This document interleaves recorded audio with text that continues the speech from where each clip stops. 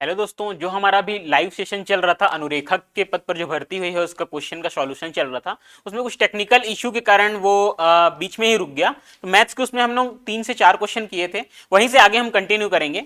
चलिए, next question था ये 50 नंबर। 40 किलोग्राम के मिश्रण में रेत और सीमेंट का जो अनुपात है वो 3:1 दिया हुआ है। इस मिश्रण में कितना सीमेंट मिलाया जाए कि रेत और सीमेंट का जो अनुपात है वो 5:2 हो जाएगा।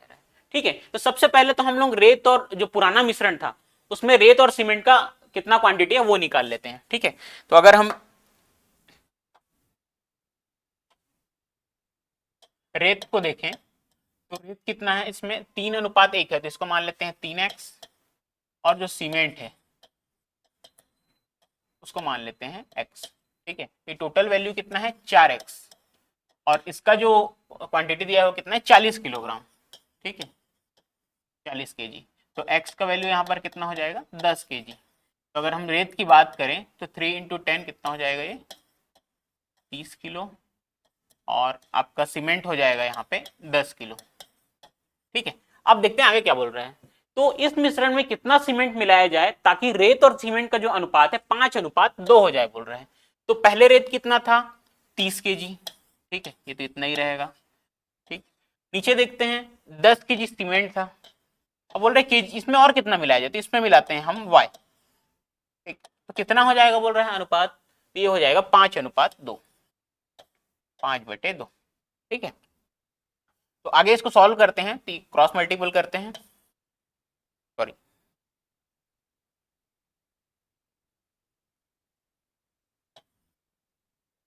डायरेक्ट करते हैं। ये हो जाएगा 60 इज इक्वल टू 50 धन 80। ये y है ना, 5y। इसको इधर ट्रांसफर करके माइनस करेंगे तो ये हो जाएगा 5y बराबर हो जाएगा 10। तो y बराबर आ जाएगा 2। ये क्या हो जाएगा, आंसर हो जाएगा हमारा 2 kg। 2 kg मिश्रण मिलाने के बाद ये अनुपात कितना हो जाएगा 5:2 हो जाएगा। इसका ऑप्शन हो जाएगा आपका सी, करेक्ट आंसर। ठीक है, नेक्स्ट प्रश्न देखते हैं।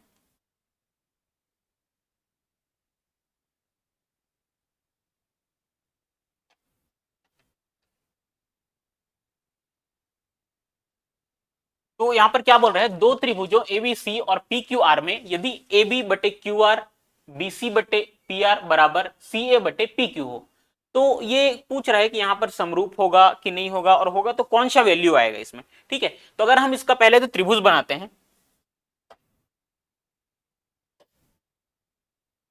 तो पहले तो दो त्रिभुज बना लेंगे, है ना। उसके बाद देखते हैं ए बी।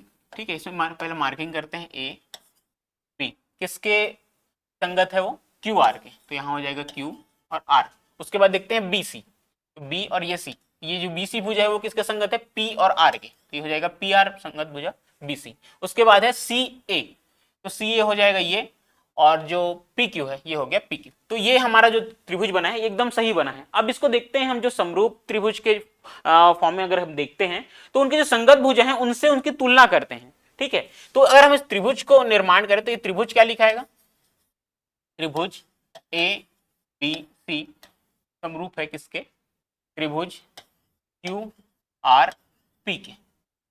ठीक है, यही आंसर आएगा त्रिभुज। हाँ, अगर अच्छा ऑप्शन से अगर हम देखें, ठीक है ये सही है हमारा, लेकिन अगर ऑप्शन से देखें, ऑप्शन में क्या दे रहा है, पी क्यू आर से कंपेयर किया है, तो त्रिभुज पी क्यू आर हम यहां से शुरू करेंगे तो ये हो जाएगा त्रिभुज पी क्यू आर। तो अब इधर से भी यहां से शुरू करेंगे नेक्स्ट त्रिभुज में, तो ये हो जाएगा सी ए बी, तो ये हो जाएगा त्रिभुज सी ए बी। तो ये हमारा सही आंसर हो जाएगा। ठीक है, P Q R C A B, P Q R और सी ए बी, तो ऑप्शन ए इसका क्या हो जाएगा, करेक्ट आंसर हो जाएगा। ठीक है, नेक्स्ट देखते हैं। दिए गए आकृति में किरण ओ एस रेखा पी ओ क्यू पर खड़ी है। ठीक है, उसके बाद किरण ओ आर और ओ टी क्रमशः कोण पी ओ एस और कोण एस ओ क्यू के समद्विभाजक हैं। यदि कोण पी ओ एस बराबर एक्स है तो कोण आर ओ टी का मान ज्ञात करना है। हमको कौन सा कोण निकालना है, कोण आर ओ टी का मान ज्ञात करना है। ठीक है, तो सबसे पहले तो हम देखते हैं कि एक सरल रेखा है ना, जिस पर अगर हम इसको दो भाग में बांटते हैं, पी ओ एस कोण POS प्लस SOQ, कोण SOQ, इसका वैल्यू कितना हो जाएगा? इसका वैल्यू हो जाएगा 180 अंश। तो यहां पर हमको क्या क्या दिया हुआ है? कोण POS का वैल्यू दिया हुआ है, ठीक है। तो कोण POS में इसका वैल्यू रखते हैं x प्लस कोण SOQ बराबर 180 अंश। तो कोण SOQ का क्या वैल्यू हो जाएगा यहाँ पर? 180 माइनस x, ये एक वैल्यू आ गया, ठीक है। नेक्स्ट देखते हैं अब निकालते हैं इसका वैल्यू, कोण ROS का, ठीक है। कोण ROS यहां पर क्या हो जाएगा? कोण R जो बोला है ना कि OR क्या है? समद्विभाजक है इसका, तो ये कोण और ये कोण तो बराबर होगा, ठीक है। वो दोनों कोण यहां पर क्या हो जाएगा? बराबर हो जाएगा। चलिए ट्राई कीजिए बनाने का, इसको देखते हैं फिर।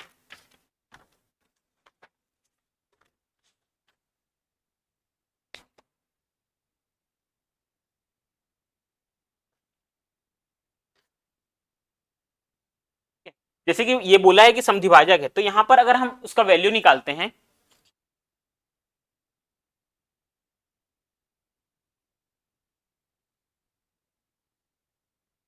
इसका वैल्यू निकालते हैं, कोण ROS का वैल्यू निकालते हैं, तो ये क्या हो जाएगा? कोण ROS बराबर कितना हो जाएगा? 1/2। तो ये है कोण POS, कोण POS का हाफ हो जाएगा। तो कोण ROS कितना हो गया? कोण POS का वैल्यू कितना दिया हुआ है? x दिया हुआ है, तो ये हो जाएगा x/2, x/2, एक ये हो गया, ठीक है। अब दूसरे एंगल का निकालते हैं। अब निकालते हैं हम लोग कोण SOT, ठीक है। तो कोण SOT बराबर क्या हो जाएगा? 1/2 कोण SOQ, और SOQ का हम निकाल चुके हैं, ये वैल्यू है, ठीक है। इसको इसमें मान रखेंगे तो क्या हो जाएगा? 180 माइनस x/2, या इसको हम क्या लिख सकते हैं? 90 डिग्री माइनस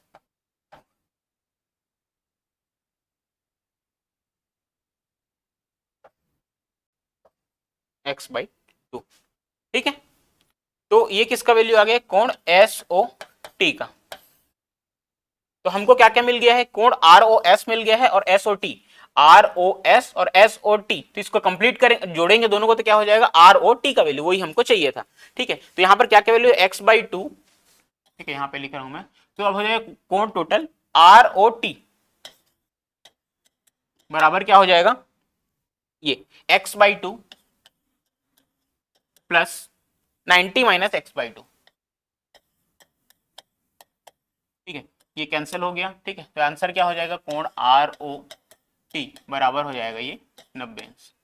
ये हमारा सही आंसर हो जाएगा, ठीक। इसमें ऑप्शन कौन सा दिया? ऑप्शन सी इसका क्या हो जाएगा? सही आंसर हो जाएगा, ठीक है। चलिए नेक्स्ट प्रश्न देखते हैं।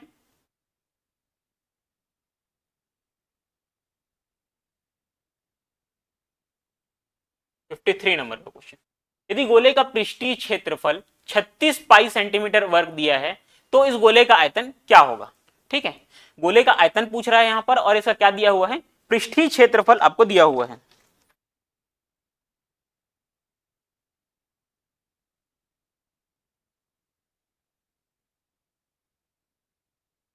चलिए फॉर्मूला रखते हैं और मान रखते हैं सीधा। इसका जो गोले का पृष्ठीय क्षेत्रफल है, उसका जो क्या बोलते हैं, पृष्ठीय क्षेत्रफल का फॉर्मूला क्या होता है? 4πr²।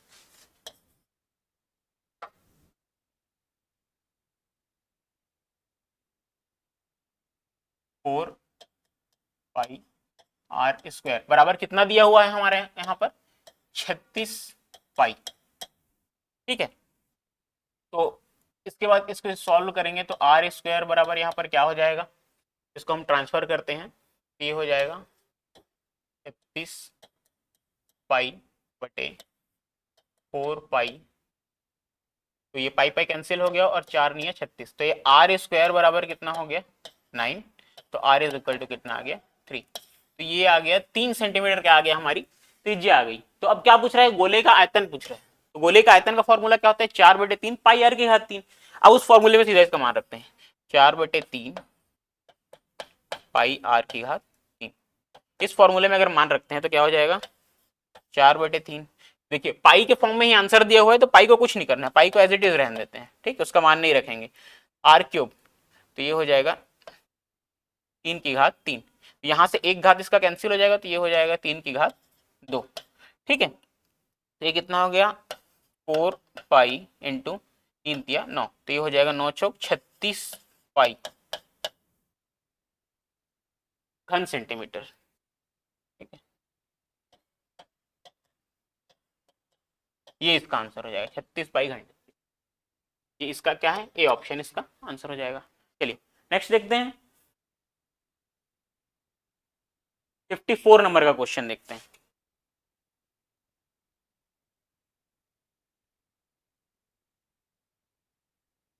इसमें क्या बोला है, जोड़ी मिलाने के लिए बोला है, ठीक है। तो जो पहले पहले जो सॉल्व होते जाता है उसको पहले सॉल्व करते हैं। जैसे ये एकदम सिंपल लग रहा है, जो सिंपल सिंपल है उसको पहले सॉल्व करते हैं।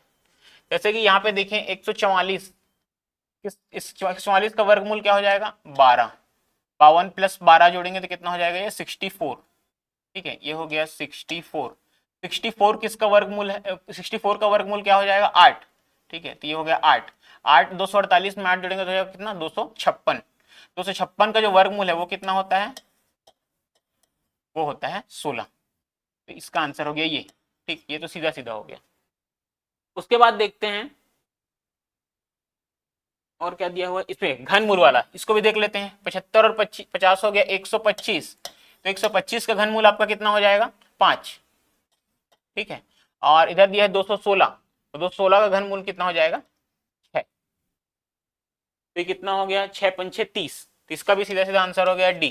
तो क्या हो गया बी का 2 और डी का 4, सॉरी सी का 4, तो बी का 2 और सी का 4, बी का 2 सी का 4 दोनों में दिया हुआ है, ठीक है। तो अगर हम नेक्स्ट देखते हैं, दो क्या क्या बच गया, एक तो इसका मतलब समापवर्तक पूछ रहा है, और 120 और 300 के बीच पूर्ण वर्ग संख्याओं का योग पूछ रहा है, ठीक है। तो इसको देख के आपको लग रहा है कि इसका क्या ऑप्शन बचे हमारे पास 79 और 1400, ठीक है। तो अगर हम देखें 120 और 300 के बीच पूर्ण वर्ग संख्याओं का योग, तो ये तो 79 का भी हो ही नहीं सकता, क्योंकि 120 से ही छोटा है 79, ठीक है। तो इसका आंसर क्या हो जाएगा सी का आपका, सी का 1 हो जाएगा 1400, और जो ए है उसका हो जाएगा आपका 79, ठीक है। तो इसमें क्या ऑप्शन हो जाएगा सी का 1, सॉरी सी का नहीं, डी का 1, डी का 1 हो जाएगा। तो ये आपका हो गया ये वाला आंसर, ठीक है। तो ऑप्शन बी इसका क्या हो जाएगा, करेक्ट आंसर हो जाएगा। चलिए नेक्स्ट क्वेश्चन देखते हैं।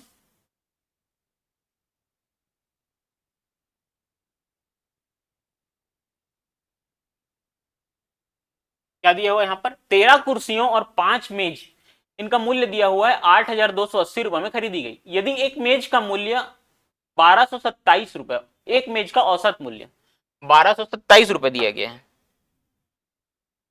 तो इसमें क्या ज्ञात करने के लिए बोला गया है, एक कुर्सी का औसत मूल्य हमको निकालना है, ठीक है।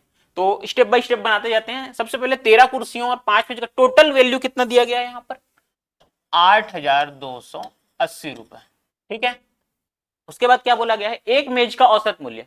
तो पहले तो हमको कुर्सियों का मूल्य निकालना है इस टोटल में, तो पहले हम इसके मेज का मूल्य को माइनस कर देंगे। माइनस क्या करेंगे हम, 5 मेज हैं, एक मेज का मूल्य कितना है 1227 रुपए गुणित 5, ठीक है। इसको गुणा करते हैं,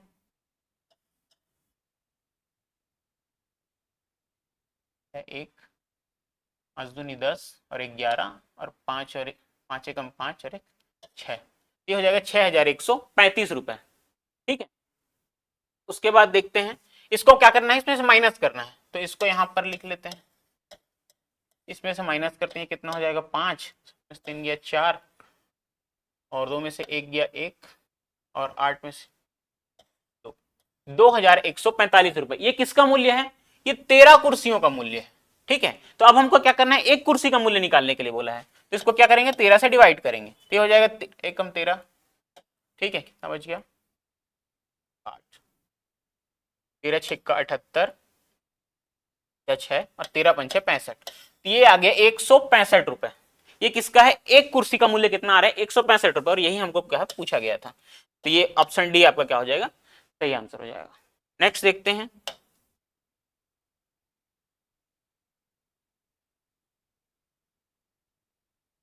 चलिए ये थोड़ा अच्छा क्वेश्चन दिया है, चलिए ट्राई कीजिए इसको बनाने का।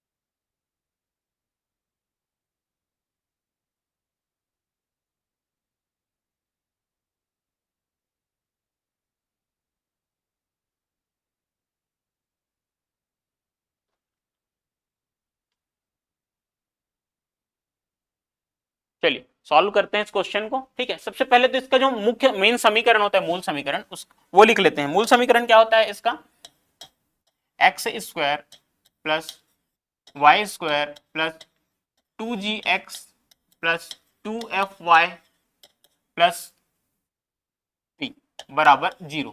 ठीक है, ये एक विध का समीकरण होता है। ठीक, इसमें से हम क्या निकालेंगे, पहले तुलना करते हैं। ठीक, तो इसमें क्या निकालना है हमको, g और f और c का वैल्यू निकालना है। ठीक है, सबसे पहले g देखते हैं।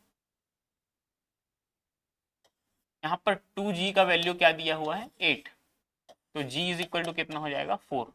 ठीक, ये एक वैल्यू हो गया। उसके बाद 2f का वैल्यू क्या दिया है यहाँ पर, 10, तो f इज इक्वल टू क्या हो जाएगा, 5। उसके अलावा c की वैल्यू कितनी दी हुई है यहाँ पर, -8। ठीक है, अब हमको क्या बोला है, केंद्र का त्रिज्या, केंद्र और त्रिज्या पूछ रहा है ना। केंद्र और त्रिज्या के लिए क्या फॉर्मूला होता है हमारा, केंद्र के लिए जो फॉर्मूला है वो होता है -g-f। ठीक है, तो इसमें अगर हम मान रखते हैं तो क्या हो जाएगा, -4 -5। ठीक, ये हो गया -4 -5, तो इसके ऑप्शन हमारा बन जाएगा क्या, बी। इसका क्या हो जाएगा, सही आंसर हो जाएगा। नेक्स्ट देखते हैं।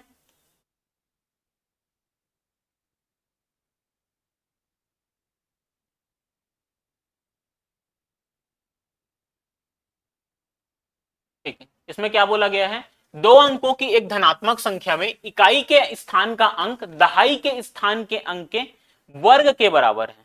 मतलब क्या बोल रहा है, जैसे एक 2 अंक की संख्या है, ठीक है, एक ये 2 अंक की संख्या है। ठीक है, इसमें क्या बोल रहा है, जो इकाई का अंक है, जो इकाई का अंक है वो दहाई के स्थान पर जो अंक है उसके वर्ग के बराबर, मतलब ये जो है उसका ये क्या हो जाएगा, वर्ग बराबर ये हो जाएगा जो इकाई का अंक है। ठीक है, तो पहले तो ऑप्शन में ढूंढते हैं, इसमें क्या क्या ऑप्शन है हमारे पास, ये तो सब पॉइंट्स में दिए हैं। इसमें 2 ऑप्शन दिख रहा है, एक तो 24 और एक 39। ठीक है, जैसे 2 का अगर हम वर्क करते हैं तो कितना आएगा, 4, 3 का वर्क करते हैं तो 9। ठीक है, ये दोनों आंसर हो सकता है। अब दोनों में से एक हमको चुनना है, तो आगे पढ़ते हैं। तथा अंकों का परस्पर बदलने पर मूल संख्या तथा प्राप्त संख्या के बीच का अंतर 54 होता है। तो अब जैसे 24 है, ठीक है, इसको बदलेंगे तो कितना हो जाएगा, अंक को 42। ठीक है, इसका अंतर कितना दिया है, बोल रहा है 54 आना चाहिए बोल रहा है। ठीक है, तो इसका अंतर कितना आ जाएगा, इसको हम अगर माइनस करते तो कितना आएगा, 18। तो ये हमारा 24 आंसर नहीं होगा। अगर हम 39 को देखें तो एक बार चेक कर लेते हैं, 93 माइनस, ठीक, ये हो जाएगा 4 तो 5, ये आ रहा है 54। ठीक है, तो ये हमारा क्या हो जाएगा, सही आंसर। अब क्या बोला है, अब क्या बोला है ये चेक करते हैं। ठीक है, अंतर 54 होता है, तो मूल संख्या का 40% क्या होगा बोल रहे हैं। तो आपकी मूल संख्या यहां पर क्या निकल के आई, 39।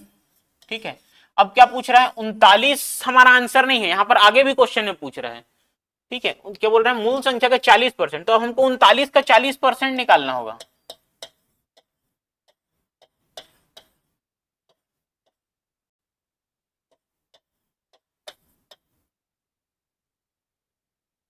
ये कितना हो जाएगा, 78 डिवाइडेड बाई 5।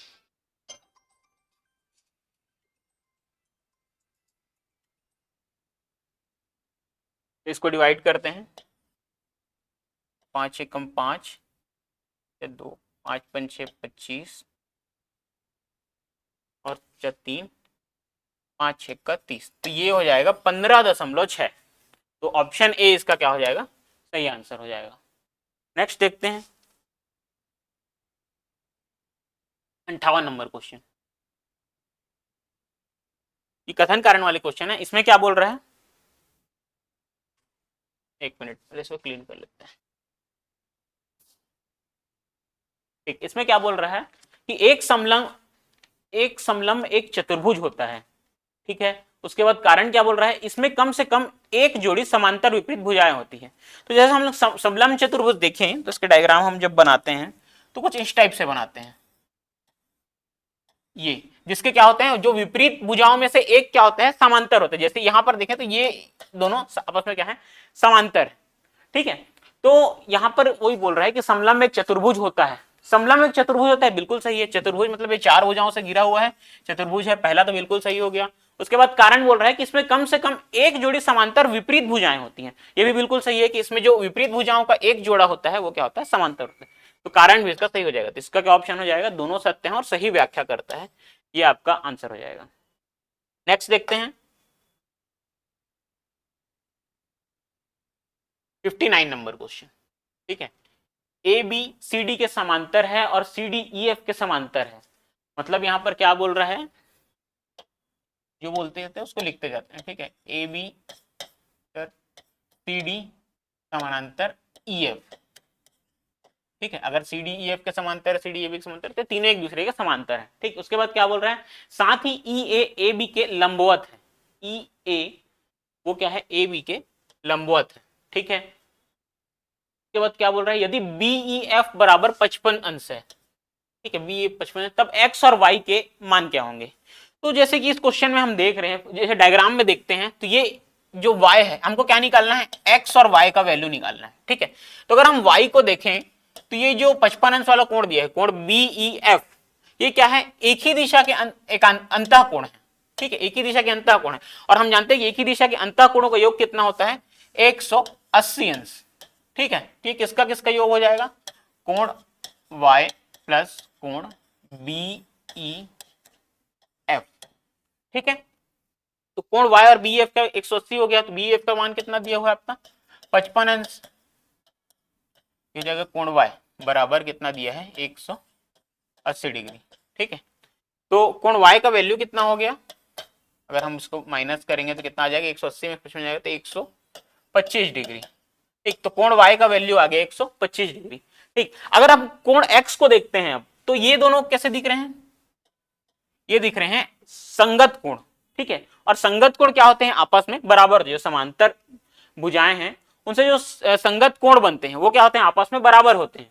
तो इसका आंसर भी क्या हो जाएगा, कोण x का वैल्यू भी आपका क्या हो जाएगा, 125 डिग्री।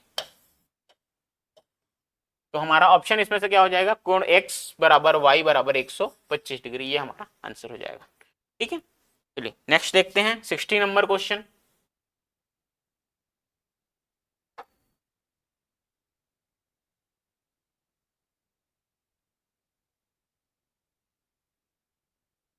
चलिए बनाइए 60 नंबर क्वेश्चन।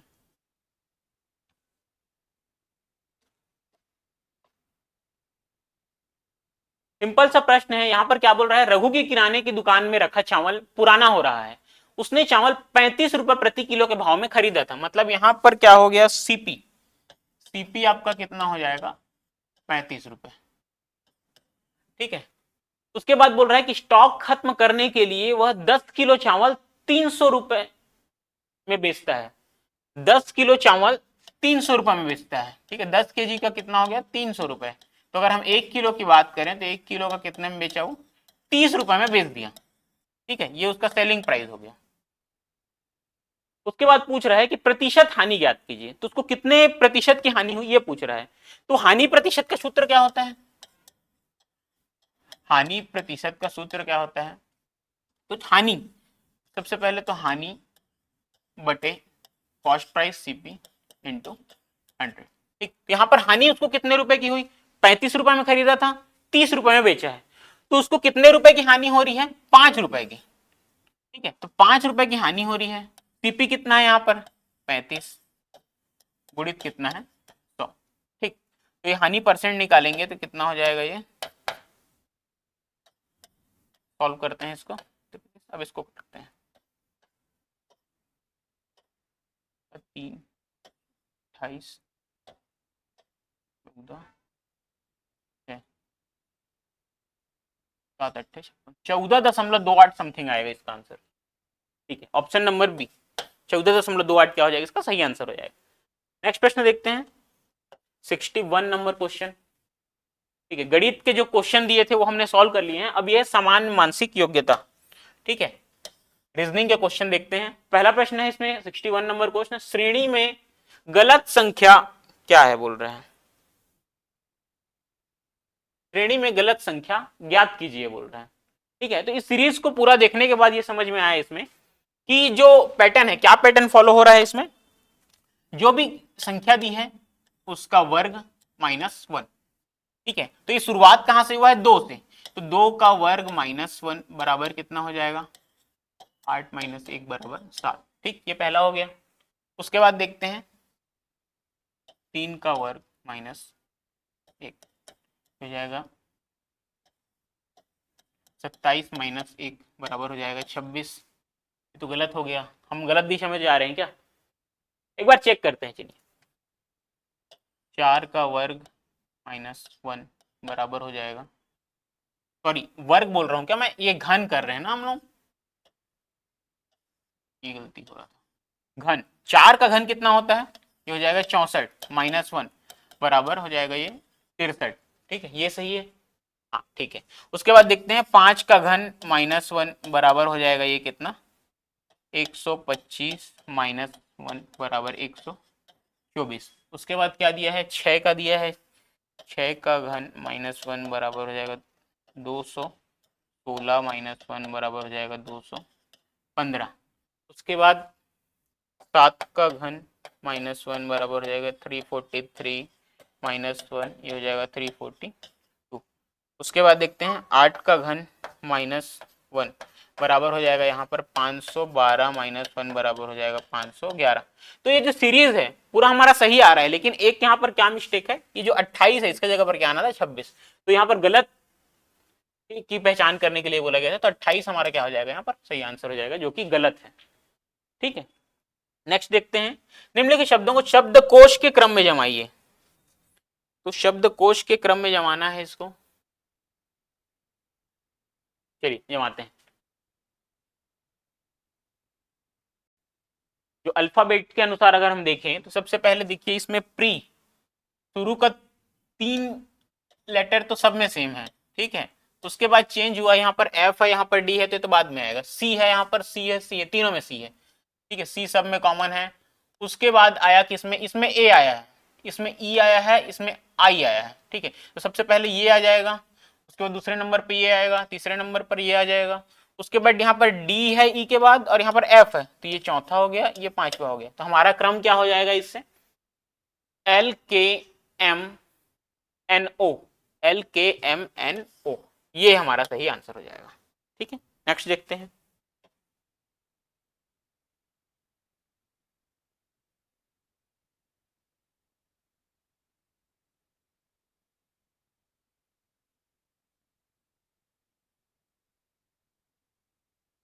ठीक है, ये साझेदारी वाला प्रश्न है। एक साझेदारी में ए ने पूंजी का 1/6 भाग 1/6 समय के लिए निवेश किया, बी ने पूंजी का 1/3 भाग 1/3 समय के लिए निवेश किया, और सी ने शेष पूंजी का पूरे समय के लिए, यहाँ पर क्या बोला है, पूरे समय के लिए निवेश किया। तो अवधि के अंत में उन्होंने 4,600 रुपए का लाभ अर्जित किया। ठीक है, तो बी का हिस्सा पूछ रहा है।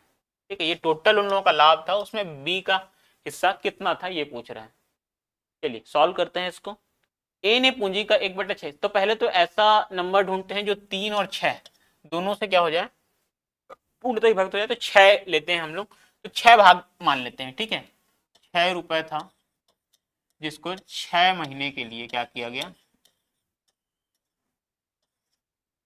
इन्वेस्ट किया गया था। ठीक है, तो 6 रुपए में अगर हम ए का हिस्सा देखें, ए का निवेश कितना था, ए का हिस्सा कितना, ए का निवेश कितना था, यहाँ पर कितना बोला है, 1/6 भाग। तो 6 रुपए का 1/6 भाग निकालेंगे तो ये कितना हो जाएगा, ये हो गया 1 रुपए। ठीक, उसके बाद निवेश हो गया, और समय देख लेते हैं, समय कितना था 1/6 समय के लिए, तो 6 महीने में से 1/6 निकालेंगे तो ये कितना हो जाएगा, ये भी हो जाएगा 1 महीने के लिए। ठीक, ऐसे ही बी का निकाल लेते हैं हम लोग। बी का निवेश कितना हो जाएगा, 6 × 1/3 समय के लिए था, इसका हो जाएगा, सॉरी 2 रुपए हो जाएगा ये। और समय अगर हम देखें तो समय कितना हो जाएगा, 6 × 1/3 भाग 1/3 समय के लिए था। ठीक है, तो इसका हो जाएगा ये 2 माह। और सी का देखते हैं। ठीक है, ए का देख लिया, बी का देख लिया, अब सी का देखते हैं। सी का जो निवेश था, सी का निवेश कितना दिया हुआ है, सी का निवेश नहीं दिया है, तो सी का निवेश कहां से निकलेगा, टोटल 6 रुपए था। ठीक है, तो 6 में से ए ने कितना किया 1 रुपए, बी ने किया 2 रुपए, तो इसको माइनस कर देते हैं। तो ये कितना हो जाएगा 3 रुपए माइनस हो गया, तो ये बचा 3 रुपए। ठीक है, और अगर हम समय की बात करें तो समय कितना हो जाएगा, समय यहाँ पर क्या दिया है, कुल समय दिया, ठीक है, पूरे समय के लिए था, तो ये हो जाएगा आपका 6 माह, पूरे 6 माह के लिए इसका निवेश था। ठीक है, तो अब जब लाभ होता है तो उसका बंटवारा किस टाइप से किया जाता है, पहले तो अनुपात निकालते हैं इनका। ठीक है, अनुपात निकालेंगे हम लोग। तो अनुपात निकालने के लिए क्या करते हैं, जो निवेश है, निवेश और उसका क्या बोलते हैं, समय का, उसके बराबर बराबर भाग में बंटता है। तो देखते हैं ए, बी और सी, 1 रुपए 1 माह के लिए, तो ये हो जाएगा 1 × 1 अनुपात, बी का कितना हो जाएगा 2 × 2। उसके बाद देखते हैं सी का, सी का हो जाएगा 3 × 6। इसको अगर हम सॉल्व करते हैं तो कितना हो जाएगा 1:4:6 तो इस अनुपात में वो क्या करेंगे, लाभ को बांटेंगे। ठीक है, अंत में तो इसको अगर हम टोटल करें 18×4 = 22 और 1 23, तो जो 23 हिस्सा है ये हमको कितना दिया गया है 4600 रुपए। ठीक है, तो एक हिस्सा 23x अगर हम मानते हैं तो x का वैल्यू कितना हो जाएगा, ये 23 दूनी 46, ये हो जाएगा आपका 200 रुपए। ठीक है, एक हिस्सा। यहां पर किसका पूछ रहा है, बी का हिस्सा, तो बी का हिस्सा कितना था 4, तो कितना हो जाएगा 4x बराबर कितना हो जाएगा 4 दूनी 800 रुपए। तो जो लाभ हुआ है उसमें जो बी का हिस्सा है वो कितना आएगा 800 रुपए, ये आपका सही आंसर। ठीक है, नेक्स्ट देखते हैं। चलिए ये वाला प्रश्न सॉल्व करते हैं।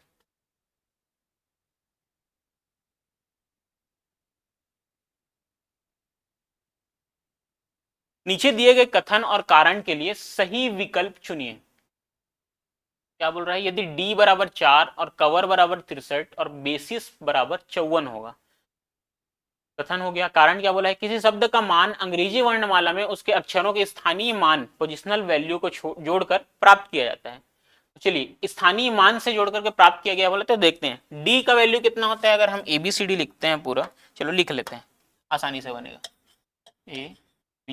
ABCDEFGHIJKLMNOPQRSTUV है ना, WXY और ये हो गया Z। ठीक है, तो इसमें हम लोग नंबरिंग कर लेते हैं पहले तो। ठीक है, 1 2 3 4 5 6 7 8 9 10 11 12 13 14 15 16 17 18 19 20 21 22, उसके बाद हो जाएगा 23, उसके बाद हो जाएगा 24, उसके बाद हो जाएगा 25 और ये हो गया आपका 26। ठीक, ये हमने कर लिया, नंबरिंग कर लिया। अब देखते हैं जैसा क्वेश्चन में कहा गया, क्या बोल रहा है, डी का 4 बोला है, तो डी का 4 तो एकदम सही है। ठीक है, डी का 4 हो गया। उसके बाद देखते हैं कवर,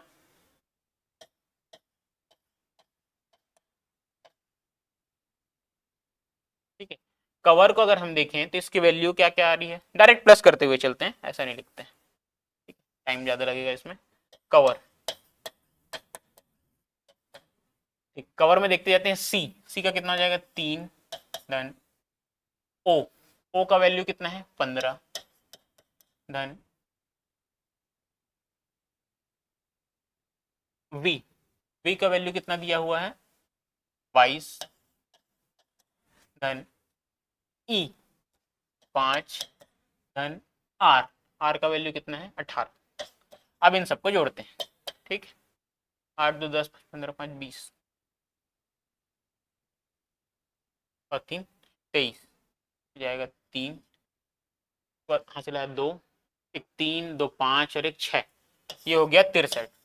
तो ये क्या आ गया, कवर का वैल्यू 63, सही है एकदम। ठीक है, डी भी सही है। अब इसको चेक करते हैं बेसिस को।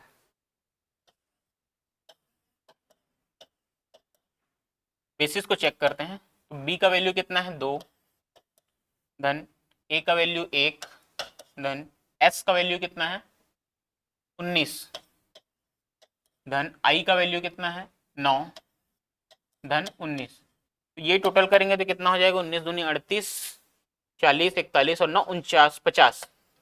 ये टोटल आ रहा है 50। यहाँ पर कितना दिया गया 54 दिया। तो ये हमारा क्या हो गया यहाँ पर, ये गलत हो गया। तो कथन भी हमारा इसके हिसाब से क्या हो गया, गलत हो गया। अब कारण की बात करें तो कारण में जो लिखा हुआ है स्थानीय मान वाला फैक्टर जिससे हमने चेक किया, तो इन दोनों के लिए तो सही है लेकिन इसके लिए गलत है। ठीक है, तो कारण हमारा सही हो जाएगा लेकिन कथन क्या दिया गया है, गलत दिया गया है।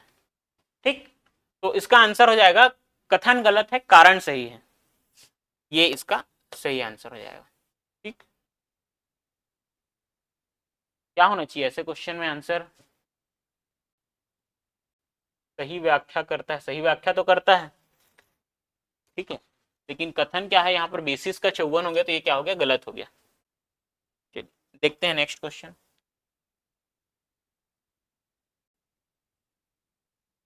पैंसठ नंबर क्वेश्चन देखते हैं। निम्नलिखित व्यक्तियों को उनकी आयु के अनुसार सबसे बड़े से सबसे छोटे क्रम में व्यवस्थित करना है।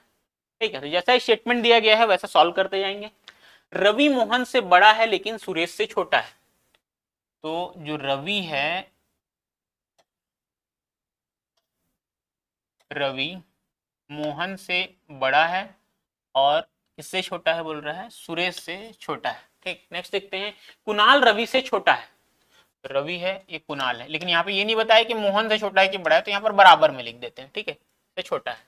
उसके बाद क्या बोला, अमित सुरेश से बड़ा है। तो जो सुरेश है उससे बड़ा है यहाँ पर क्या, अमित। तो सबसे बड़ा हो गया। ठीक है, तो क्रम क्या हो जाएगा 1 2 3।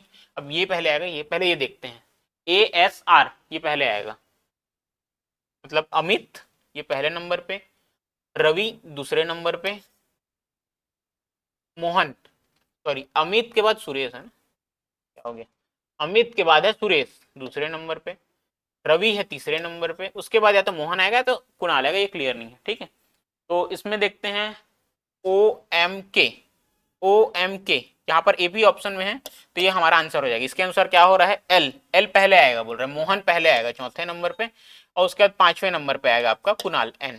ठीक है, तो ये पहले आएगा, उसके बाद ये आएगा। ठीक, ये इसका आंसर हो गया ऑप्शन नंबर A। नेक्स्ट देखते हैं।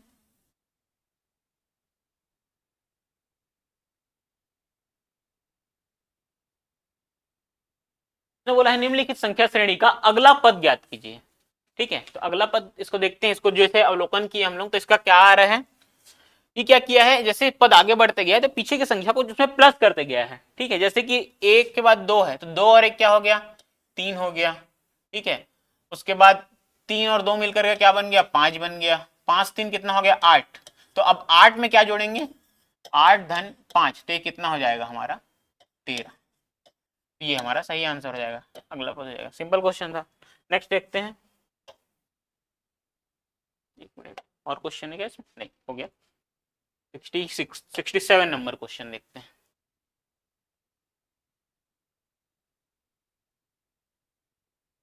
67 नंबर क्वेश्चन में क्या बोल रहा है, निम्नलिखित में से कौन सा इस श्रृंखला में फिट नहीं बैठता, मतलब गलत कौन सा है बोल रहा है। इसमें श्रृंखला दी गई है, इसमें गलत कौन सा है। तो इसमें देखते हैं, पहले तो भिन्न के फॉर्म में दिया है तो पहले इनके हर को बराबर कर लेते हैं हम लोग। ठीक है, हर को बराबर करते हैं तो पहला क्या हो जाएगा, 15 लेते हैं नीचे में, ये हो जाएगा 5 तिया 15, 4 तिया 12। उसके बाद 7, तो ये तो ठीक है 7/15। उसके बाद दिया है 1/15। उसके बाद दिया है -1/15, 5 दिया है ना, तो इसको 15 करेंगे तो 5 तिया 15 और 3 एकम 3, तो ये हो जाएगा -3/15। उसके बाद -8/15। तो इसमें अगर हम देखें, इसके अंश को अगर हम देखते हैं तो ये क्या क्या है, 12 सॉरी 7 1 -3 -8। ठीक है, तो इसमें जो श्रेणी है वो आगे बढ़ते हुए दिख रही है, नहीं पीछे आते हुए दिख रही है। ठीक है, तो 12 से अगर स्टार्ट करते हैं तो 12 में अगर हम -5 करते हैं, ठीक है, पूरा ही गायब हो गया। ठीक है, 12 में अगर हम -5 करते हैं तो क्या हो जाएगा 7। ठीक है, इसके बाद अगर हम 7 में, सॉरी 7 में माइनस करेंगे ना,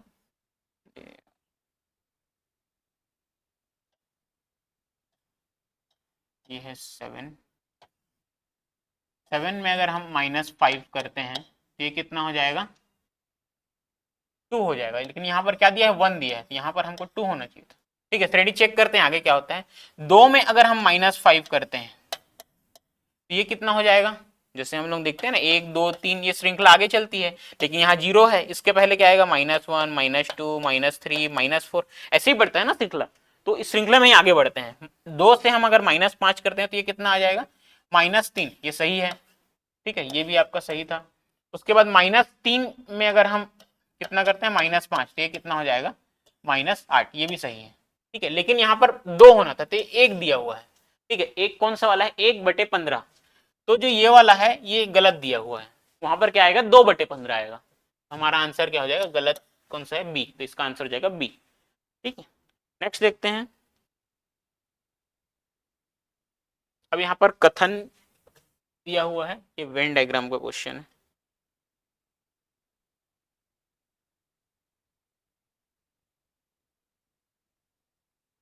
चलिए जल्दी जल्दी करते हैं, लेट हो रहा है ना। निम्नलिखित कथनों पर विचार करें, सभी पत्तियां कागज, क्या बोल रहा है, जो बोलते जाता है वो करते जाते हैं। ठीक है, सभी जो पत्तियां, चलो मेरे को पत्तियां बनाना आता नहीं, फिर ही बना लेता हूं। ये हो गया, सभी पत्तियां क्या हैं, ये पत्तियां हैं वो क्या है कागज हैं बोल रहे हैं, तो जितनी ही पत्तियां वो कागज, तो ये A4 साइज का पेपर हो गया हमारा कागज। उसके बाद बोल रहे हैं कुछ कागज चित्र हैं बोल रहे हैं, तो कुछ कागज चित्र हैं। अब चित्र किसका बनाए, तो दूसरे कलर से बना लेते हैं इसको चित्र को, ये चित्र हो जाएगा, एक स्टार बना लेते हैं। ठीक है, ये स्टार हो गया, कुछ कागज चित्र हो गए, तो वो कुछ कागज यहाँ पे स्टार को टच, इसको पत्ती को टच नहीं कर रहे हैं। ठीक है, तो एक स्थिति ऐसी भी बन सकती है क्या, जिसमें ये उसको टच नहीं करे, ये पेपर हो गया, ये कागज हो, ये पत्ती हो गया, और उसके बाद जो चित्र है वो चित्र हो सकता है यहाँ पे ऐसा हो जो उसको टच ना करे, तो दो स्थिति बन सकती है इसमें। अब आगे इसका निष्कर्ष देखते हैं, क्या का निष्कर्ष, सभी चित्र कागज हैं, सभी चित्र कागज हैं, हो ही नहीं सकता, ये तो गलत हो गया। उसके बाद बोल रहा है सभी चित्र पत्तियां हैं, ये भी पॉसिबल नहीं है, कुछ हो सकता है लेकिन वो उसका भी संभव मतलब कंफर्मेशन नहीं है। उसके बाद देखते हैं कुछ चित्र पत्तियां हैं, कुछ चित्र जो हैं वो क्या है पत्तियां हैं बोल रहा है, तो हाँ ये पॉसिबल हो सकता है क्या, कुछ चित्र पत्तियां हैं, ये भी संभव नहीं है, हो सकता है लेकिन जरूरी नहीं है कि होगा, ऐसा भी अगर इस सिचुएशन में होगा तो कुछ चित्र पत्तियां भी नहीं होंगी, ये भी गलत हो गया। उसके बाद देखते हैं कोई भी पत्ती चित्र नहीं है, कोई भी पत्ती चित्र नहीं हो, तो इसके अकॉर्डिंग तो सही है, लेकिन यहां तो टच कर रहा है तो इसके अकॉर्डिंग गलत हो जाएगा, तो कोई भी पत्ती, ये भी आंसर नहीं होगा। इसमें से हमारा क्या आंसर हो जाएगा, इनमें से कोई नहीं, ये इसका सही आंसर हो जाएगा। चलिए नेक्स्ट देखते हैं, कौन सा प्रश्न था 69 नंबर क्वेश्चन देखते हैं। नीचे दी गई अक्षर श्रृंखला में कुछ अक्षर गायब हैं, जिन्हें दिए गए विकल्पों में से एक के रूप में उसी क्रम में दिया गया है, सही विकल्प को चुनना है। तो इसमें हमने जो एनालिसिस किया इसमें, तो इसका क्या हो रहा था, 4 का पेयर बनाना है। ठीक है, ये 4 का पेयर हो गया, उसके बाद ये 4 का पेयर हो गया, उसके बाद ये 4 का पेयर हो गया, उसके बाद ये 4 का पेयर हो गया, और फिर लास्ट। ठीक है, और ये थोड़ा सा गलत हो गया, पेयर हम लोग जो बांट रहे थे, तो 4 का पेयर बनाना है। ठीक है, तो पहला पेयर बनेगा, यहाँ तक एक लाइन खींच देता हूँ ये।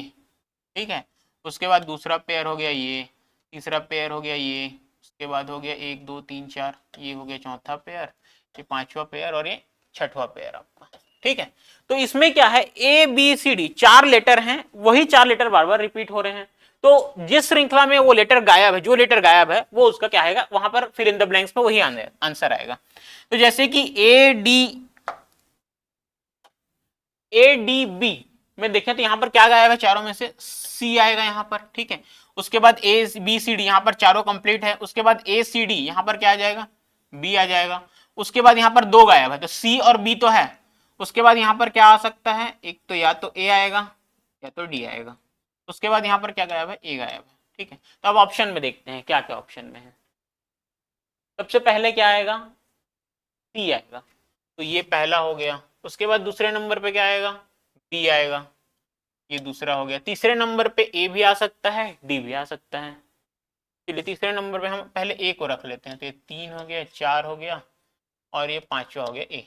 देखते हैं इससे मिला के अब क्या हो जाएगा आंसर। तो LKNMO, LK, उसके बाद क्या, NMO। हाँ तो इसको हम चेंज कर सकते हैं ना, ये 3 हो जाएगा, ये 4 हो जाएगा, MNO हो जाएगा। ठीक है, तो ये सही है। तो ये तो L से ही बन जा रहा है, सिर्फ सबसे पहले क्या आएगा, L, C, तो इसी से ही बन जाता। हमने जबरदस्ती का एक्स्ट्रा मेहनत कर दी इसमें। ठीक, चलिए नेक्स्ट प्रश्न देखते हैं।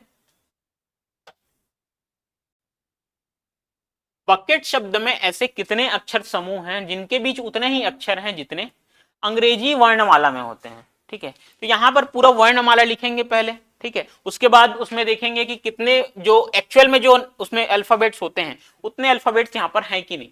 तो यहां पर इसको देखें हम लोग, तो यहां पर सिर्फ एक ही आ रहा है, जो है कौन सा है, वो हो जाएगा आपका सी और ई।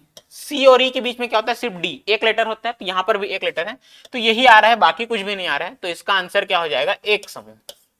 ठीक है, एक समूह बस ऐसा है जहां पर क्राइटेरिया को फुलफिल कर रहा है, तो इसका आंसर हो जाएगा केवल जे। चलिए आगे बढ़ते हैं नेक्स्ट प्रश्न की ओर।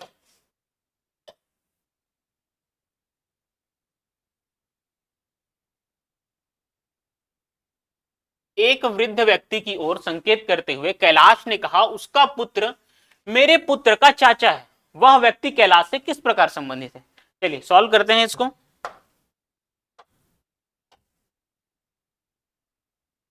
तो कौन है कैलाश, इशारा कौन कर रहा है, कैलाश। तो जो कैलाश है वो किसकी ओर इशारा कर रहा है, एक वृद्ध व्यक्ति की ओर। तो यहाँ पर ई लिख लेते हैं, एजेड, है ना। व्यक्ति की ओर इशारा करते हुए क्या बोल रहा है कि उसका पुत्र, मतलब इसका जो पुत्र है वो मेरे पुत्र का, मतलब कैलाश के पुत्र का क्या है, चाचा है बोल रहा है। ठीक है, तो अगर ये इसका चाचा है तो ये दोनों क्या हो जाएंगे, आपस में भाई हो जाएंगे। और अगर भाई होंगे तो ये अगर इसका पुत्र है तो ये भी इसका पुत्र होगा। तो संबंध क्या पूछ रहा है, कैलाश से किस प्रकार संबंधित है वह व्यक्ति। वह व्यक्ति मतलब वह वृद्ध व्यक्ति की बात कर रहा है। तो वह जो वृद्ध व्यक्ति है वो कैलाश से किस प्रकार संबंधित है, वो क्या है, कैलाश का पिता है। तो इसका आंसर हो जाएगा ऑप्शन नंबर बी। ठीक है, नेक्स्ट देखते हैं।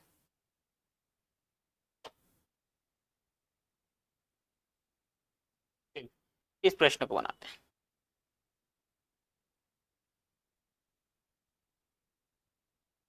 क्या बोल रहा है, एक व्यक्ति अपनी धनराशि का 12 हाँ 12 से ही 1/2 मतलब 12.5% खो देता है, 12.5% गुम गया।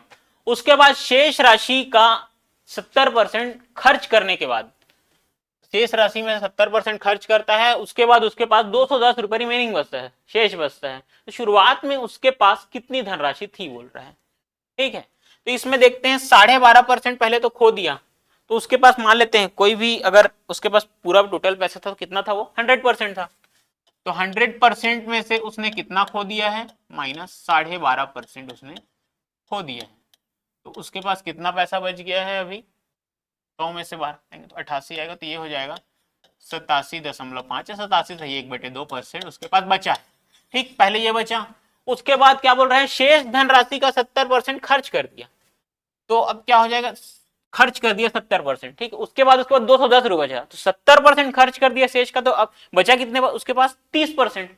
तो हम क्या करते हैं, 87.5 का परसेंट का क्या निकाल लेते हैं, 30% निकाल लेते हैं। ठीक है, 30% निकाल लेंगे तो क्या बचेगा, अब इसको कैलकुलेट करते हैं। ठीक है, एक 2, ये 24 और 2 26, ये जाएगा 10, तो ये हो जाएगा 26.25%। क्या बचा था इसके पास, 26.25% बचा हुआ था, जो किसके बराबर है, 210 रुपए के बराबर है। तो यहां पर क्या हो जाएगा, 26.25% बराबर 210 रुपए। ठीक है, अब हमको क्या निकालना है, 100% का मान निकालना है।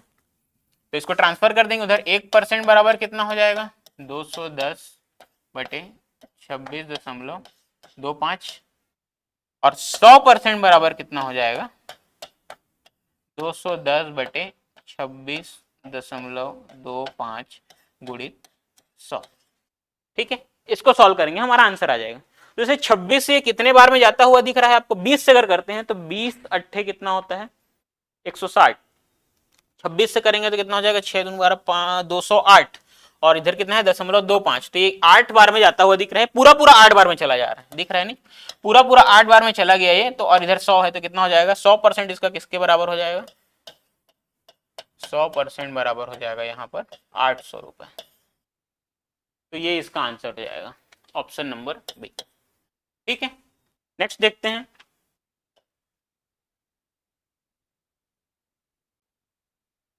यहां पर एक प्रश्न दिया है, निम्नलिखित प्रश्न में अक्षरों या अंकों के 3 अनुक्रम एक निश्चित तरीके से संबंधित हैं। प्रश्न चिन्हों के स्थान पर आने वाले अक्षरों और अंकों को ज्ञात कीजिए और सही विकल्प चुनिए।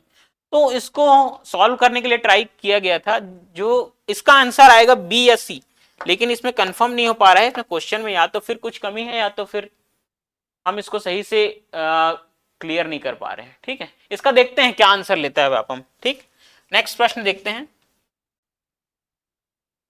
हाँ, अगर किसी को 73rd नंबर क्वेश्चन का आंसर पता है तो वो कृपया कमेंट कर देंगे।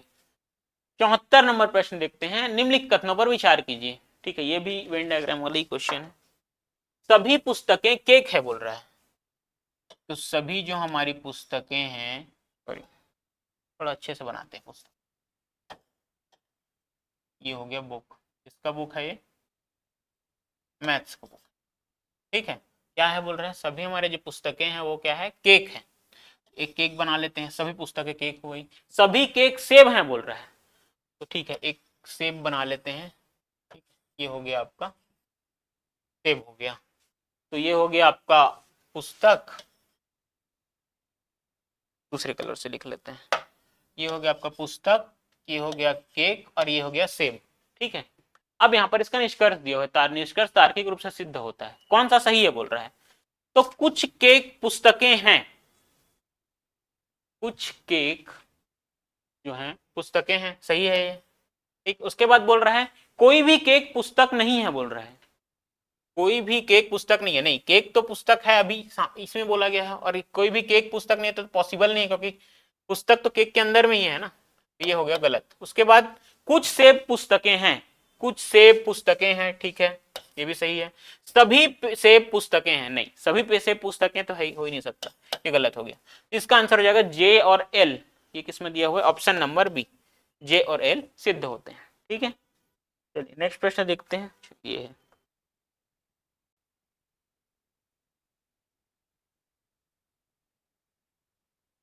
तो यहाँ पर एक रीजनिंग का क्वेश्चन है, इसमें क्या बोल रहा है, सही विकल्प चुनिए। जीवाश्म, यहाँ पर दो डॉट लगे, जीवाश्म किससे संबंधित है, प्राणी से जिस प्रकार संबंधित है, वहीं ममिया किससे संबंधित है बोल रहा है। मिस्र दिया है, मानव दिया है और जानवर दिया है और शहीद दिया है। तो जो प्राणी जो जीव जंतु होते थे उनके जो पुराने अंश है, जो अभी पूरा मरने के बाद जो अंश होता है उसको क्या बोलते हैं, जीवाश्म बोलते हैं। काफी वर्षों तक जो उसके बाद रखा जाता है उसको, तो वो क्या कहलाता है, जीवाश्म। और यहीं पर जो ममिया, मम्मी किसको बोलते हैं हम लोग, जो मानव का जो भाग होता है, मानव का, मानव से रिलेटेड, मतलब मानव ही बोल सकते हो। काफी वर्षों तक जब मानव का जो शरीर है वो रहता है उसको हम लोग क्या बोलते हैं, ममिया बोलते हैं, मम्मी बोलते हैं। ठीक है, तो इसका आंसर हो जाएगा आपका मानव। नेक्स्ट देखते हैं। ठीक है, रीजनिंग के क्वेश्चन हो गए, सामान्य ज्ञान का प्रश्न देखते हैं। ठीक है, स्मार्ट सिटी मिशन किस वर्ष प्रारंभ हुआ था, तो इसका आंसर जिन्होंने भी क्वेश्चन सॉल्व किया बहुत सही सॉल्व किया है, इसका आंसर हो जाएगा 2015। ठीक है, उसके बाद देखते हैं छत्तीसगढ़ में जनसंख्या घनत्व दो जनगणना 2011 कितना था, मतलब 2011 के अनुसार छत्तीसगढ़ में जनघनत्व कितना था पूछ रहा है, तो आप सभी को पता है कितना था, 189। उसके बाद देखते हैं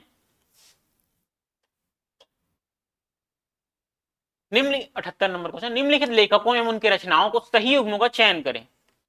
तो इसमें क्या क्या आंसर हो जाएगा, देखिए मिलाते हैं इसको। शिव शंकर शुक्ल दीना के अंजूर बिल्कुल सही है। उसके बाद भोलवा भोला राम श्यामलाल चतुर्वेदी, ये भी बिल्कुल सही है।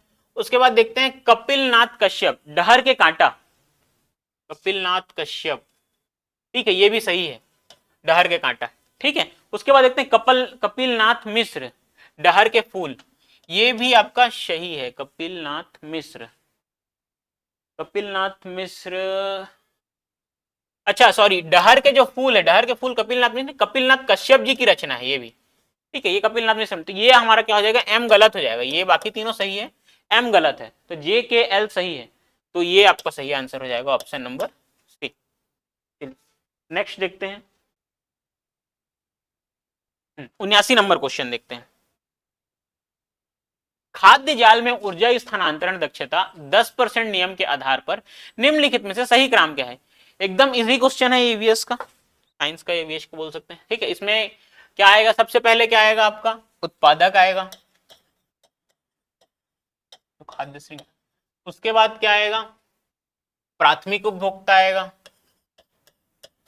प्राथमिक उपभोक्ता, उसके बाद तीसरे नंबर पे क्या आएगा, द्वितीयक उपभोक्ता, और उसके बाद चौथे नंबर पे आ जाएगा तृतीयक उपभोक्ता, ठीक। तो इसका आंसर क्या हो जाएगा, उत्पादक एल, एल 1 2 3 4, LMNK, LMNK, ये आपका ऑप्शन नंबर ए, इसका सही आंसर हो जाएगा, ठीक है। नेक्स्ट देखते हैं भारत के प्रथम चुनाव आयुक्त कौन थे, तो आप सभी जानते हैं भारत के प्रथम चुनाव आयुक्त कौन थे, सुकुमार सेन जी थे। नेक्स्ट देखते हैं काली मिट्टी मिलने वाले राज्य, तो काली मिट्टी कौन कौन से राज्य में मिलता है, महाराष्ट्र, मध्य प्रदेश, तेलंगाना, पश्चिम बंगाल, तो महाराष्ट्र में तो मिलता है, मध्य प्रदेश में भी मिलता है, और कुछ हद तक तेलंगाना में मिलता है, लेकिन पश्चिम बंगाल में नहीं मिलता, तो इसका आंसर हो जाएगा आपका जे के एल, ठीक है, जे के एल इसका क्या हो जाएगा, सही आंसर हो जाएगा। नेक्स्ट देखते हैं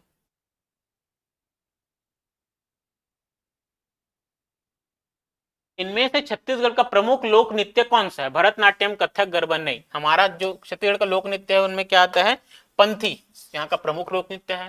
नेक्स्ट देखते हैं 83 नंबर क्वेश्चन, भारत में किस वर्ष प्रथम औद्योगिक नीति की घोषणा की गई थी, घोषणा की बात कर रहा है ये, तो प्रथम औद्योगिक नीति कब घोषित हुई थी, 1948 में। नेक्स्ट देखते हैं निम्नलिखित योजनाओं को उनको शुरू होने के वर्ष में बढ़ते क्रम में लगाइए बोल रहा है, ठीक है, इसको थोड़ा ऊपर कर लेते हैं, बढ़ते क्रम में हमको जमाना है, मतलब जो सबसे पहले शुरू हुआ था वो सबसे आगे में रहेगा, तो सबसे पहले में कौन सा था, अंत्योदय राष्ट्रीय खाद्य सुरक्षा अधिनियम, अन्नपूर्णा योजना, ठीक है, ये शुरू हुआ था 1997 में। उसके बाद देखें हम लोग अन्नपूर्णा योजना, अंत्योदय योजना, ये हो जाएगा आपका सन 2001 सन 2000 में शुरू हुआ था, ये दोनों शायद, और राष्ट्रीय खाद्य सुरक्षा योजना है ये 2013 में शुरू हुआ था, ठीक है, तो ये 2000, अन्नपूर्णा योजना और अंत्योदय दोनों 2000, देखते हैं पहले, सबसे पहले तो ये आ जाएगा और दिया जाएगा, उसके बाद देखते हैं उसको, एन और एल,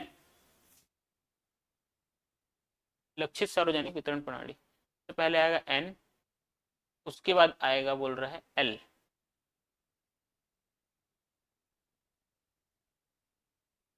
एक मिनट इसको क्लियर कर लेते हैं अपन।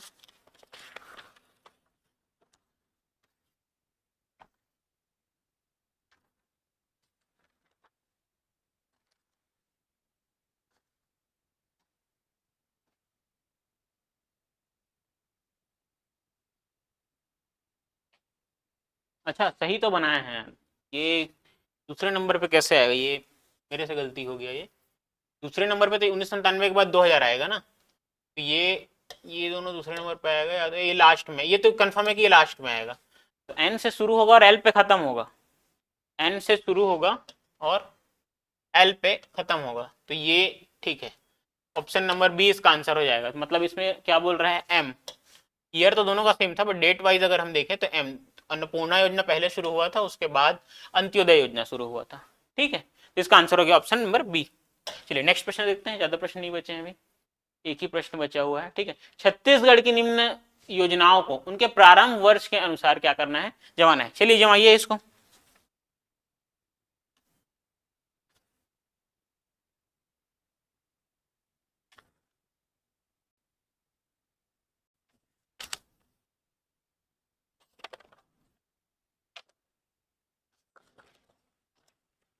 बताइए जल्दी, 85 नंबर का क्या आंसर होगा?